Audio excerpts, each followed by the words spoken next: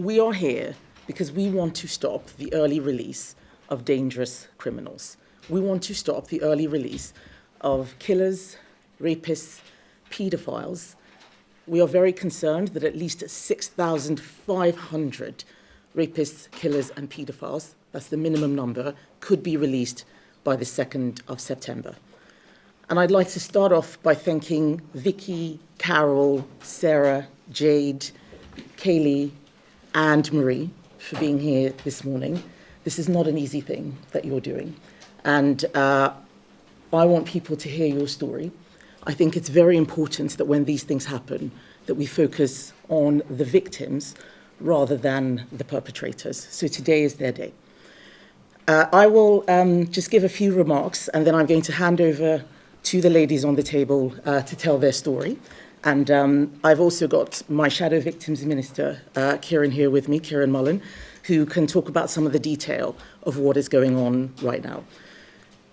But I would like to start off by saying that we know that the situation with prisons is challenging. When we were in government, we saw the challenge. We created 14,000 new prison places. That was nowhere near enough. We had a prison building target in our manifesto. COVID derailed that program. We'd sold some prisons to get the money to build new ones, but the program, as I said, was derailed. And we also had early release, but not like this. We never had this category of prisoners being released. We never had killers, rapists, paedophiles on early release. That is what I want to stop. And I know the Prime Minister has said that he has paused this program. It hasn't really been paused. He hasn't done anything at all to pause it. And he says that this is a quick pause. I think he said that on the Laura Koonsberg show. That is not good enough. If Andy Burnham wants to prove that he is serious about this, he needs to revoke the commencement order. That is the simple action that I'm asking for today. It's quite clear that the Prime Minister sees that this is a problem, but I don't think he knows what to do about it. We have done the work. We know that we need to revoke the commencement order immediately. He could do that today. That would show that he was really pausing it. And then he needs to bring in emergency legislation by the 2nd of September. This can be done. We heard them, the government talk about bringing in emergency legislation for a bank holiday if we won the World Cup. They can do this, and we will be here to help them facilitate that. It does need cooperation from other parties. But I'm very, very concerned that this will be yet another thing where there are warm words, but nothing actually happens. So I am asking that you stop the release of dangerous criminals before the 2nd of September, at least 6,500 of them, that the Labour government and Prime Minister Andy Burnham should revoke the commencement order now and then work with us for emergency legislation to stop this release before the 2nd of September. I'm now going to allow the ladies to tell their story.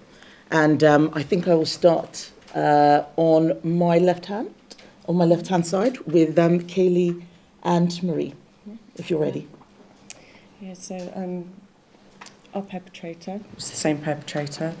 A few years ago, we went to Parliament and it was the Conservative MP that pushed through a legislation that these types of offenders and perpetrators would receive 2/3 of their sentence.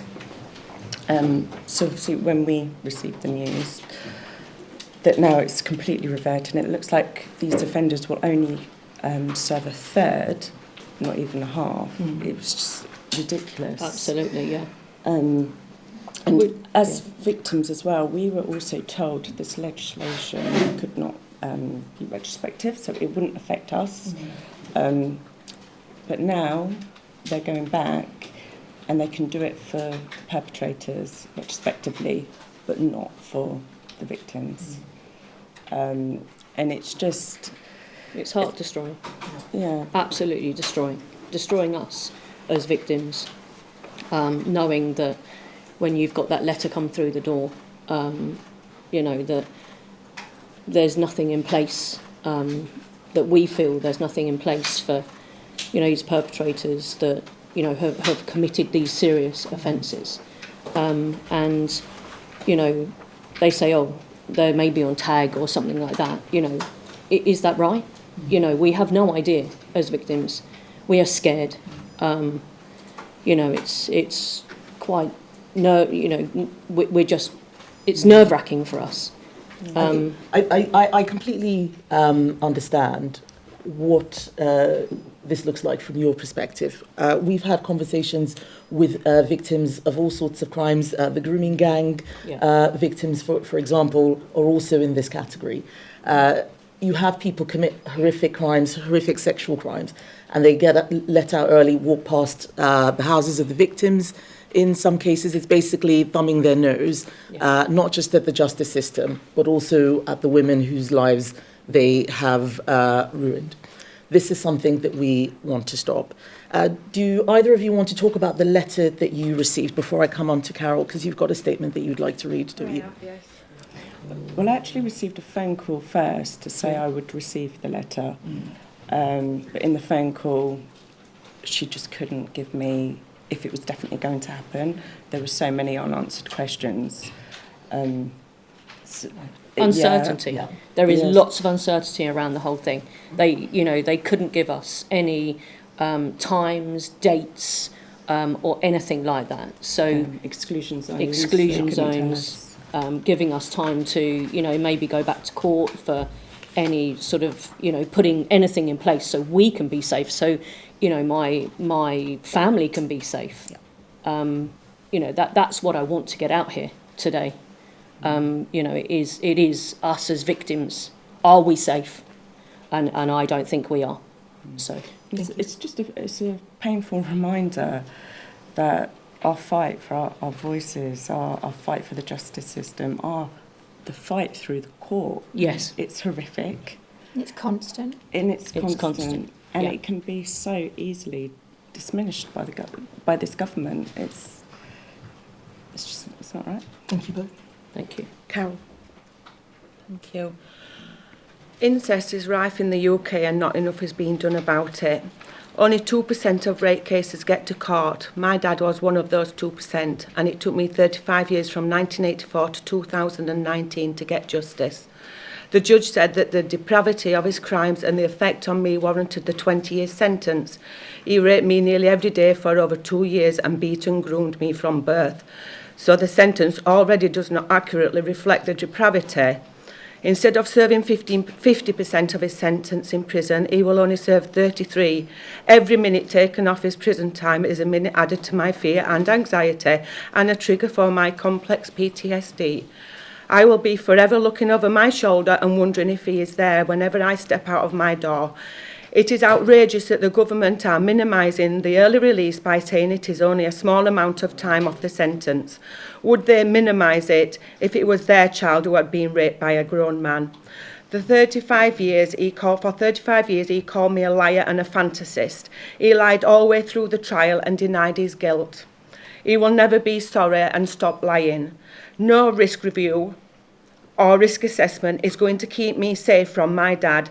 I fear his revenge because he has already threatened to effing have me in 2017 if I don't keep my mouth shut and stop exposing him for what he did to me. He has still got his illegal guns and naked Polaroid photos he took of me, his mobile phone and computer because he did not meet the criteria for arrest because it was historical child sex abuse. He was summoned to court. I was not his only victim. He raped children outside the home and in our neighbourhood as well. Even though he is an old man, he is a violent predator who is still a danger to the public in general. Innocent children should not have to live their lives. Innocent children should not have their lives stolen anymore. Reducing the sentence is stealing my justice. They will say my dad is an old man and not a risk. He was not an old man when he was raping me. He did the crime. He should serve the time. Do not let him out early. Carol, that was an extremely powerful statement. Thank you so much. I can't imagine how difficult that was for you to read that. And I want to thank you for your bravery, because it's really hard for people to come out in front of all the cameras and say what you just did. But I think this highlights the seriousness of what it is that we are talking about today. This isn't just shoplifters or people who are driving dangerously. This is people who should be in prison for a very, very long time. And there are solutions, which we're going to talk about in a moment, on what we can do. But I think if we're going to get justice for these women, then many of these people should stay in prison. Sarah? Yeah, so I received the letter about 4 weeks ago. And I'm not saying that my case is any different to anyone else's. It's just a simple fact that we're talking about child abuse and rapists. So when I received the letter, I felt sick to my stomach. And then about a week later, I had a phone call with the victim liaison officer. And she turned around to me and said that it affects 2 out of 7 of my perpetrators. One perpetrator, Maury, was sentenced to 19 years in September of 2025, and Hussein was sentenced to 20 years just February, just gone, so only 4 months ago. And the realisation that they could be out in either the next 5 to 6 years is just astonishing. I can't find the real words for it, because it's just so damn right disrespectful, not just to us as children, but also to us as fully grown adults. We didn't want what happened to us, but we did want justice. I fought 11 years for that justice. I went through 3 criminal trials, and now I feel like I'm having it snatched straight back out of my hands. I don't see the fairness. If we're saying 9,000 survivors and victims have received this letter up and down our country, and let's just say, for instance, each survivor has 2 perpetrators, that's 18,000 dangerous offenders back on our streets in the space of 6 years. Now, what are those 18,000 offenders going to do? We cannot monitor them with a tag in. We can't rehabilitate paedophiles. Paedophiles will never be rehabilitated. I just don't see how this is coming into power. And the pause, I welcome the pause, but the pause is just that. It's just a pause. It's not saying, OK, we're going to exempt. All it's doing is it's giving us more time and more breathing space, and it's not fair. We need to exempt all these dangerous offenders. I'd prefer a thief on the streets than someone who's going to rape another child. I completely agree. And there hasn't really been a pause. A pause until September for people who are not coming out until September is not a pause. The government is saying that they want to review. They've already had a review. It's time to make a decision. And this is what I want to highlight today. I'm not, as leader of the opposition, going to let the government get away with telling people things that are actually misdirection. We do need to sort this out. Jade. Yeah, so I was raped as a child, and I received an email to tell me that my perpetrator was going to be released under this new scheme. And to be honest, to begin with, I didn't actually think that it would apply to mine, because he hasn't even been in prison for 2 years. It took me 10 years to come forwards, and that took everything within me. And now we're having to fight again, and I'm having to fight again. I'm fed up of being silenced and being made to feel like us survivors don't matter and we come second to these people, because we don't. They have ruined and changed our lives, and we deserve so much more than what this government has given us by doing this scheme, because it's not acceptable. It's just causing more trauma, and how long can we fight for? Like, how long do we have to fight for to be heard and to be understood, and for the people to do the right thing by us, because we don't deserve this. Thank you, Jade. Justice for victims is at the heart of this policy. This should not be a party political issue. There is clearly a problem that needs solving, and what I want to do is help solve it. But if we just misdirect or delay or review, it's basically not taking a decision. That's what we want to fix. And then the final person is Vicky. Vicky, are you ready to come in? Yeah. Please. First of all, I want to echo what you just said about it being not a party political issue. And and I'm sure every other survivor on this panel will agree, that we are all kind of tired of hearing the back and forth between political parties, and we just want a resolution now. For me, I went to the police 36 years after my abuse happened. I got caught in the court delays, had to do a victim's right to review to get my convictions. So to receive the letter that I received on the 24th of June, I didn't even believe it to start with. I didn't believe that it was meant for me. I thought it was a circular that all victims were getting because it was so impersonal. And then to find out after seeing Carol on Channel 4, that's when I realised that it wasn't just a circular. The struggle to get people prosecuted for sexual offences is huge, and I don't think anybody can fully appreciate just how much effort and time and energy goes into doing that. So to find that your abuser could potentially... It's okay. I understand. You don't need to say any more. I think we all know where potentially be released at 33% is just so upsetting. It's an extremely distressing. This is an extremely distressing thing to think about, let alone talk about or have to experience. And that's why I want these women to know that they are not alone. This is something that is common sense.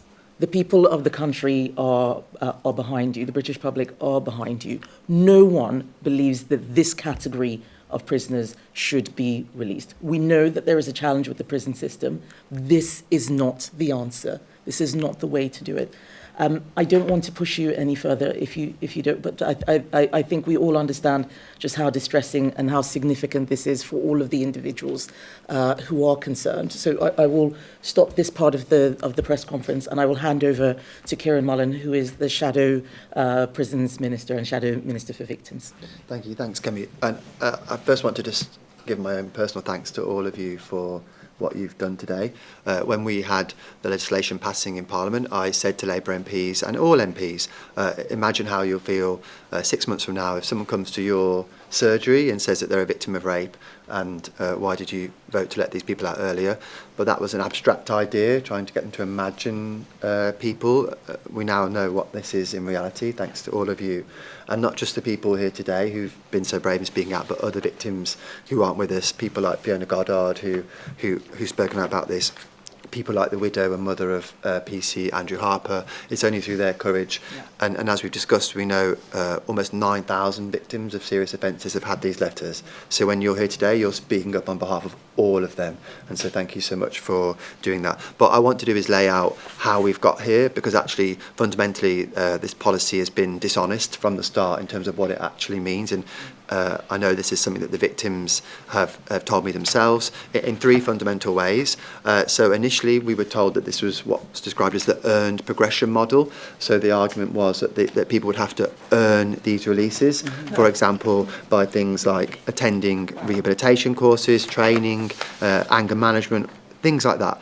Actually, that's completely untrue. It's described as an earned progression model even now, but it's not earned. These releases are automatic. These people get out at these release points. I'm sorry, but regardless. When they're in prison, they're automatically on good behaviour. There's no children in prison. Yes. Yeah. There's no children for them to abuse in prison. So automatically, they already are on good behaviour, and they get time taken off for good behaviour. Yeah. I'm sorry for No, interrupting. I think that's a point. Down again. They don't announce their risk in prison.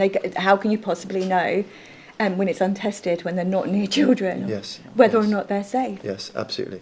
And so, as I said, in that fundamental way, the policy has been dishonest. The second way in which it's been dishonest is that we were all told, the public, victims, that the most serious offenders would be excluded. That is the wording that the ministers used, and the ladies here have told me about the fact that they heard that and they believed that, and that's why they thought they would never be included in these schemes. But we now know incredibly powerfully illustrated today that that is simply not true. And the third way in which the policy is fundamentally dishonest is that they have talked about it in relation to the short-term challenge that Kemi has talked about in relation to prison capacity, and there absolutely is a short-term challenge, but this is not a short-term fix or a short-term plan to deal with it. This is a permanent change to our justice system, which means not just the ladies that are here with us today who've got offenders in prison right now, but any future victim will also see the justice that they seek to secure from the prison system fundamentally eroded. And I think we need to raise the alarm about that and make it crystal clear that what is happening right now under the cover of a short-term challenge, which is of course real, is a permanent and long-term change to our justice system.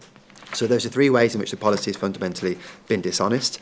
And I think now that people understand the policy, now they understand the truth, that's why we've seen the backlash and the outcry, which is completely correct. And I just want to set out, as Kemi's touched on, in terms of the legislation, where we are right now, because a pause essentially means nothing.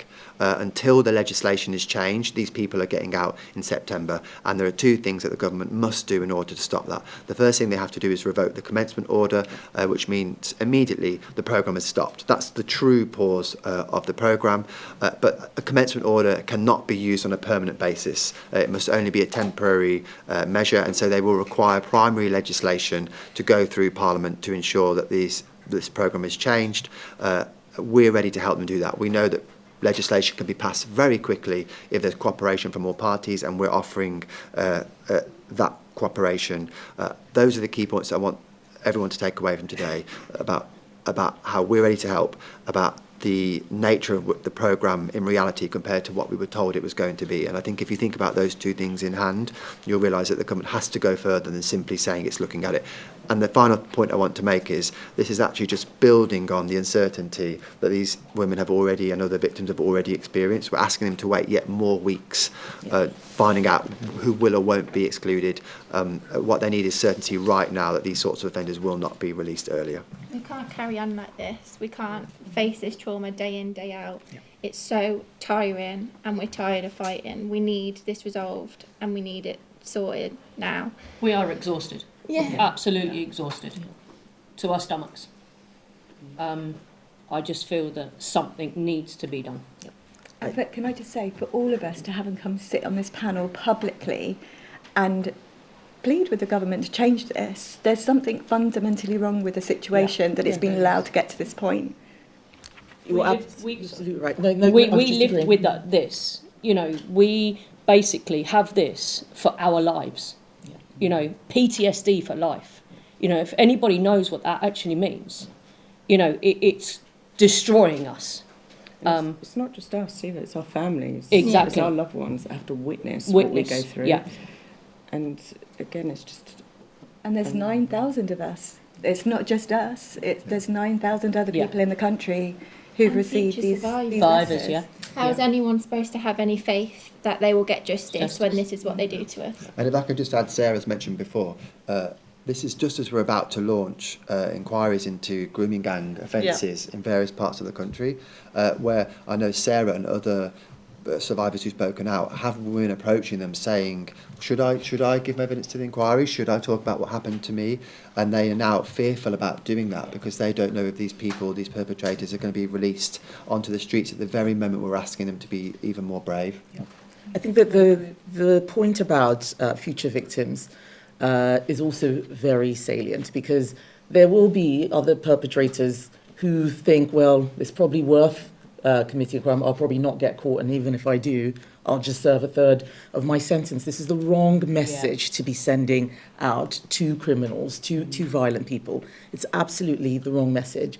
And I'm just, thankful, Marie, because you've made a point which I hadn't made. Thank you. Which is that this is a life sentence for you. Absolutely. They only get sentences of 20, 30 years. Even most life sentences are not whole life sentences. It's the victims who have the life sentences. And that is why it is really important for all of us, whatever political party we're in, wherever we are on the political spectrum, to put the victims first. It is really critical. So I want to conclude just by saying that there is a way to fix this challenge. The first thing we've got to do is to revoke this commencement order. Whatever Andy Burnham says, if he does not revoke the commencement order, there is no pause. That's the thing that starts it. If it's not revoked, there is no pause. Talking about a pause or a review, it's not real. What is real is revoking that commencement order. He can do that now. That doesn't require Parliament to be sitting. The next thing that he needs to do is emergency legislation by the 2nd of September. This is something that we're happy to help with. They can draft this legislation over the summer. We know that they could do it for a potential World Cup win. This can be done. And we've done it before with steel nationalisation. Parliament gets through it in a day. It needs cooperation of other parties. As the opposition, we will offer our support in order to get this passed. But there needs to be a longer-term solution. We do need to build new prison places more quickly and cheaply. This will cost money, but it also needs communities to be supportive of prisons being built around them. One of the things that did cause delays was judicial reviews of prisons not being built. If everybody says no prison near me, we won't get these built. So this is something that the public can help with. Let us build prisons to put these people in. We cannot say no to every single potential site for a prison. We have plans that we're working on how we can build more prisons quickly and cheaply. The second thing that we can do a little bit earlier is rent prison places overseas.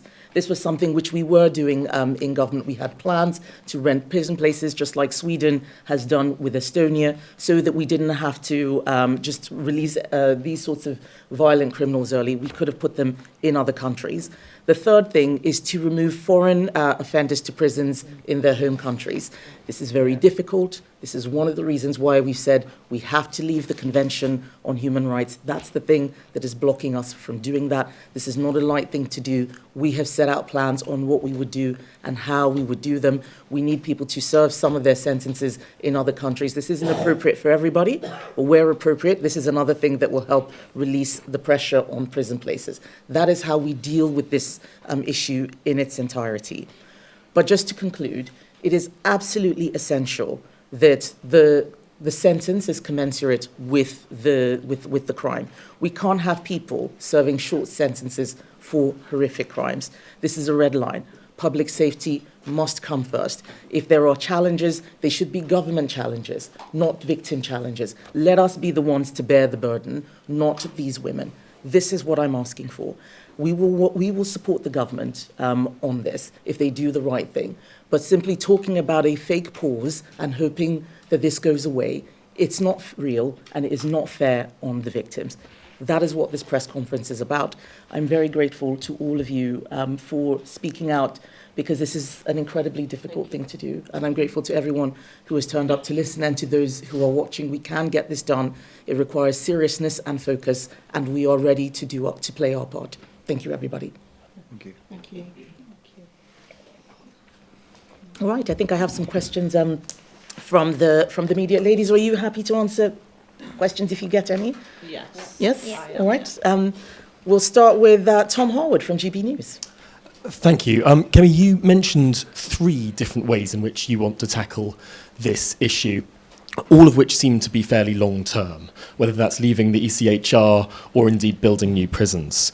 Earlier in this press conference, you mentioned you would be happier to see dangerous drivers and shoplifters released early than you would sexual criminals and violent sexual offenders. Does that mean that you would accept a compromise with this government, that shoplifters and dangerous drivers would still be getting out after just a third of their sentence? And in addition, if I may, yesterday the Reform Party reported the leader of the Green Party, Zach Polanski, to the police over sharing a picture of someone wearing a T-shirt with a picture of a guillotine and a reference to Nigel Farage on it. Do you agree that that picture on Instagram should be a police matter? And do you have any comment about that incident? All right. So I think we only need to listen to what Vicky and Carol said on your first question.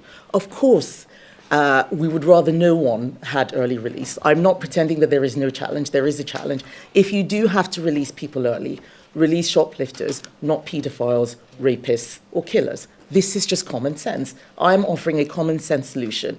And I'm not here to say that everything that happened under Conservatives was perfect. We also had early release schemes, but we never, ever released this category of criminals. We never, ever released rapists, paedophiles, and killers early.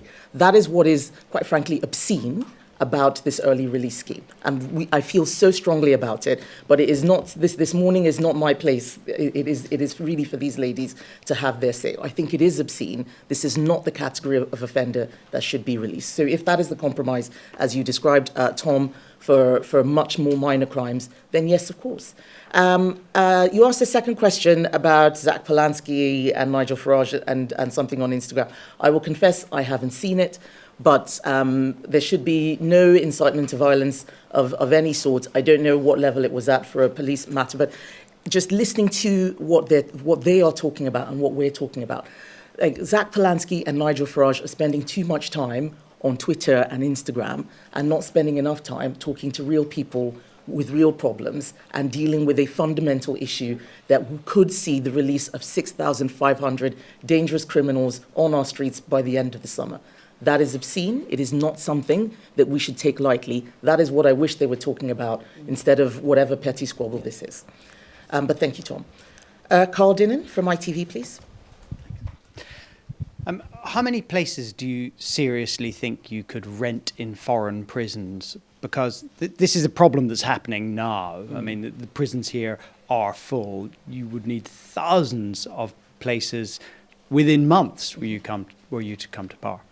So, Kieran, I think this is Yes. one that Sure. you have more of the details, so I'll let you start. I think that's why Kemi's pointed quite reasonably to a variety of options, because obviously those things would be subject to negotiation. But if we're talking about, for example, hundreds of additional spaces, there are hundreds of rapists, for example, that are going to be released after this. So it's where you find the room. And that's why we haven't said that we would oppose any programme to help manage prison capacity crises. It would be a mixture of solutions that over time would balance out. So in the short term, you're right to say that that isn't going to be a huge part of the solution in the very short term, but in the longer term, it potentially could be. I think it's whatever mixture works. One of the challenges we've had in scrutinising this issue is, of course, the government, even now, the government won't tell us how many of each of these offenders are due to be released. So you asked that question, the government won't tell us what we would have to secure in order to achieve that. All of the figures that you see reported in the press are figures that either we've had to calculate or the press themselves. For example, the Telegraph did some excellent work calculating some of the figures. So that makes it extremely difficult. And I think that's another thing that government, it's just totally unacceptable to be leaving the public and opposition politicians and even their own MPs in the dark about who they're actually planning to release. We don't know right now for sure how many spaces we would need because the government won't tell us. Thank you. What I would add to that is just that we know that this is a difficult issue. But this early release of killers, rapists, paedophiles is the worst of all options. It's the worst of all options. We can rent prison places in other countries. We can probably manage overcrowding, which is what happens when you don't release people early, better. What are we doing to support prison officers? Are we paying them more? That's probably a cheaper way, giving them more support in order to manage those difficult situations. I haven't heard the government talk about any of those things. There are ways to deal with this, but it does need heads being banged together, and let's come up with much better solutions than just releasing the people who hurt these women and just saying, well, sorry, there's nothing we can do. That's not good enough at all. And can I just add to They're putting their problem onto us. Yeah, exactly. When we've got problems enough because of what happened to us. Exactly. This should be the government's problem, not the victim's problem. We're trying to, we're trying to make, little children safe, because what we've been through, we wouldn't want any of, other little children out there to go through what we've actually been through and suffer. The problem is we'll never stop child sexual exploitation, no matter what you do, how much you try. What we can do is we can all work together to try and stamp it out as much as we can. But what message is our government sending out to survivors and victims, future survivors and victims, if they're already going to be letting dangerous offenders out early?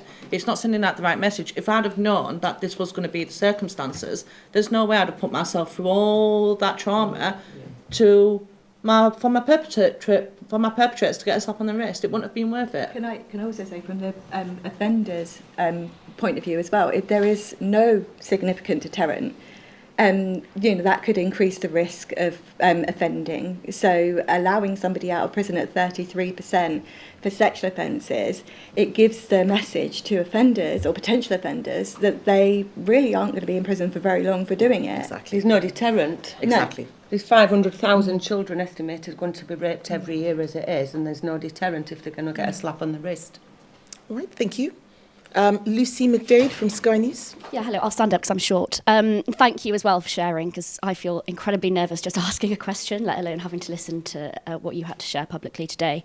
Kemi Badenoch, is this crisis in prisons one of, if not the worst failing of the Conservative government of 14 years? Because you spoke there about building thousands of new prison places. Actually, it was a net increase of 500, and that was before the coronavirus pandemic. These warnings were there. Secondly, following on from what Tom asked you about Zach Polanski, he's got more than 700,000 followers on Instagram. His excuse was that he just didn't look at the photos before he was sharing them. Is that good enough for the leader of a political party? So on the crisis in prison places, this has been a long time. This has been a long time coming. We did some things, as I said, it wasn't enough, and I'm sorry about that, but I can't fix the past. What I can do is come up with solutions for now and for tomorrow. Asking me to look at what happened, 10 years before I became an MP and so on, it's not really what my job is. It's not really what my job is now. What I do know is that even under our early release schemes, I think 10,000 prisoners over 14 years is what we released. Labour has released how many in 2 years? Well, I think it's 60,000 in this round. So 60,000 under 2 years of Labour versus 10,000 under 14 years of Conservatives. This is a scandal. And before then, I think it was about 80,000 under the last time they were in government. And the other thing I just add on the prison capacity issue, as Kemi said, we should have done more. But in the 2 years they've been in, the net number has gone down by 500.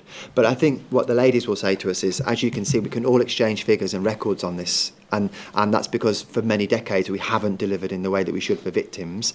And we can focus on that if we want to, or we can focus on the fact that we all agree that this isn't acceptable and that we want to do something differently and work together to solve it.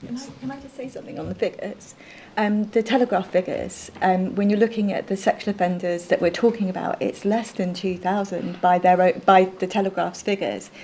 So realistically, you have to look at logically about how much of a dent that will make in the prison population in any case, given the seriousness of their offences. Yeah. And can I pick up on that? And that's why, and the reason for that is actually because this is a long-term change that they're seeking to make. As you've said, if it was a short-term challenge, there are different ways that you can do it. It's actually because it's driven by a desire to do this on a permanent basis. Yes, exactly. And that's what we're calling out. Yes, the permanence of this policy is what makes it even worse. On your second question, I don't think either of those two party leaders takes their job seriously. We need to make sure that there is always an alternative to any government, whatever flavour of government it is.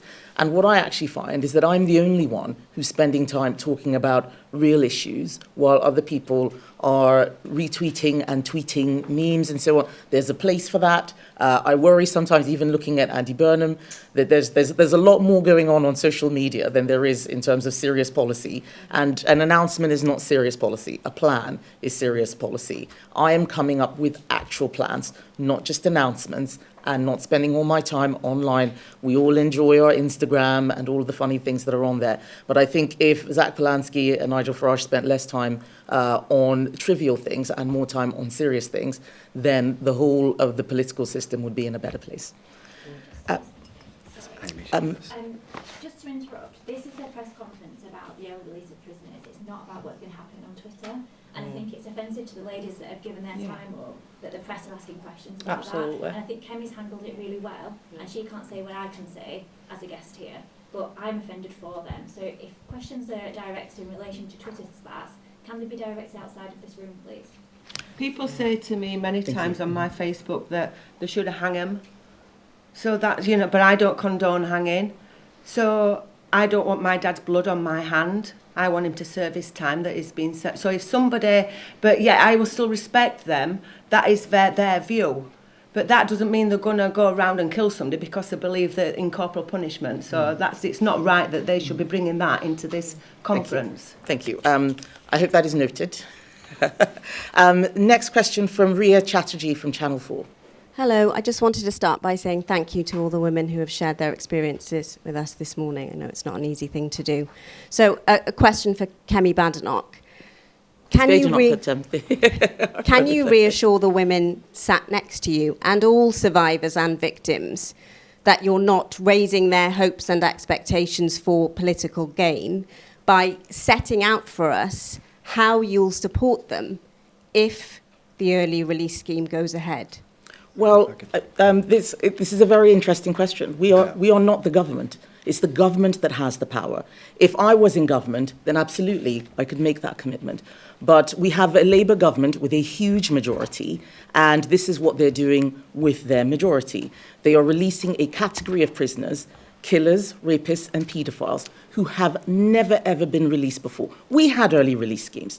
No one here is saying that we didn't, but it was not for this category of prisoners. That is the best thing we can deal with now if we want to support these women. We can stop the rapists, paedophiles who hurt them and so many other people from being let out from September. There's nothing else will provide more support to the people here than stopping that, and that is why we are here today. This is beyond politics. Like, it's so far past politics. It's literally a matter of right and wrong and saving our country. Letting these people out is the worst thing that could possibly happen for our communities, because they will reoffend. We know the reoffending rates. So it's so far beyond politics now. He needs to make the right decision. Yeah. And can I also say that I think people might underestimate our determination in forcing this. We do plan to keep fighting until they change this law. My particular offender is due to be released within the first, set of people being released. So I won't stop fighting, even if he does get out. So, although we're getting reassurances, we're not going to stop. We're using the platforms that are hearing us and listening to us, and that's what we have to do, and that's what we are here to do. It's not politics. Thank you. And can I just add to that? I've always been clear to all of the victims that I've met that we can't make any promises on this, but I'm not going to take away from their agency to choose to campaign on it and put their emotional stress that they've gone through, if that's what they believe they want to do to try and stop this, and I'm going to do everything I can to support it. But having said that, we've been in touch with at least 2 charities that support victims in these circumstances, and I've made that offer available to the women I've met previously, and I'll do the same to additional victims we meet today. As Kemi said, we don't have the resources to support all the thousands of people that are affected. Only the government can do that, but we're at least trying to support the victims and the women here today who we know are making an enormous sacrifice in speaking out in the way they have. And I'm still in therapy 35 years after it's happened, and I'm waiting to have EMDR treatment now because they say my nervous system is steady enough to go through with it. And this has just brought me back to where I was before. So it's not my treatment back. They're not going to be having treatment. They're not going to be having therapy for the rest of their lives. Mm-hmm. This is the life sentence that it's really critical people understand. So I have a final question from Charles Hymas from The Telegraph, please, before we close. Hello, Charles Hymas from The Telegraph. If the government comes forward with the proposal for 650 rapists, child rapists and killers, and would exempt them from the scheme, would you support that?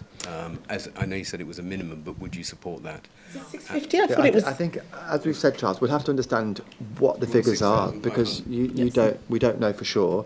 And then I think our precedent our starting point is the earlier schemes and the exclusions that they typically included. But we'll look at the detail of any specific proposal. But as I've said, the point we want to make clear to everybody is this is a permanent change. And so whilst we might kind of agree that if it were an emergency scheme, we could perhaps agree with it, we can't let go of the fact that it's a permanent change, that they could then come back and change at some later date. So we have to be very cautious in what we agree to, and even if we agree things in the short term, that doesn't mean we won't revisit it further on to unpick the permanent changes they're making for everybody, all offenders, essentially. That includes people not going to prison at all, people getting a third for a whole range of offences on a permanent basis. That isn't the direction of travel I think the public support for all offenders. Can you give us some idea of just the categories? There's a broader point in what you said on whether we would accept that. We have already tabled amendments to stop the release, for instance, of I think it was just rapists for one of them. We tried because we've been reasonable. So we began with kind of any serious violent offender, any sexual offender, any terrorist offenders. We then compromised further during its passage in Parliament because we were desperate to stop it to some extent to focus on sexual offenders. Our Opposition Day debate was narrowed as well. But we will have to look at it in detail. I don't think we can commit. The point I'm making is that we have already done quite a lot to show how we would work with the government and how to support. They voted against them. Liberal Democrats in the Commons say they support, then the ones in the Lords join the government to vote it down. We need other parties to show their hands. What exactly are they willing to do and say? If we're going to solve this cross-party, then there needs to be some honesty. We had a motion in Parliament on this very issue, and Labour MPs did not even vote at all, which means that they are clearly uncomfortable with this. They're clearly uncomfortable with this, and they didn't want to vote against us. So if they are uncomfortable, whether that's Andy Burnham or any of his 400 MPs, then they should do the right thing, put their money where their mouths are, and help us solve this problem. Whether the specific numbers or how we do it and so on remains to be seen. We've shown our cards. What are they going to do? And that's what I'm asking them now. Simply talking about reviews, talking about pauses, it's not real. I want them to do something that is actually real, not social media clips and hope that the problem is going to go away, because it's not going to go away for these women, and we're going to keep fighting for them. One final point on that is that if the government's argument is that they're going to run out of spaces in November unless they introduce the scheme in its entirety, how do you respond to that point that they make about the impact that it will have on the prison system? So the category of prisoner is something that they need to look at. This is not about early release as a scheme. This is about this specific category, which we have never, ever released before. And until they come clean with the numbers, until they're very clear about the nature of the programme, we don't believe them, because we know what it was like when we were in office. We saw the difficulties, and we never, ever considered this. We never, ever considered this. So why are they doing that? I want to thank everyone for coming up to this morning. I know I need to bring proceedings to a close. I'm really glad that all of the ladies on the panel have been able to share their stories. This is an issue that is really urgent. It is imminent. We can stop it, and we hope that we will have support from other political parties and the public in general in order to stop the early release of dangerous criminals, including killers, paedophiles and rapists. Thank you, everyone. Thank you.